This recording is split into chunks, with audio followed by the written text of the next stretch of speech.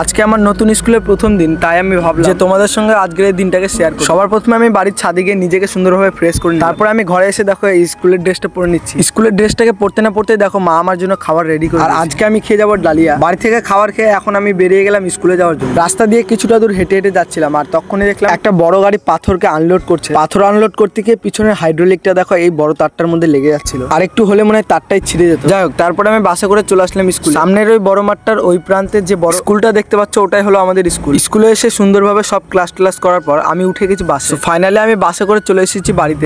আসার পর আমি ড্রেস চেঞ্জ করে ফ্রেশ হয়ে নিলাম। তারপরে আমি একটা স্যান্ডো গেঞ্জি পরে আমার কেটিএম নিয়ে বেরিয়ে গেলাম দোকানে যাওয়ার জন্য। আর আমার হাতে দেখো যে কোকটা দেখতে পাচ্ছ, এটা আমি দোকান থেকে এনেছি। কোকটাকে নিয়ে আমি বন্ধুদের কাছে যেতেই দেখো বন্ধুটা আগে খেয়ে নিল কোকটাকে।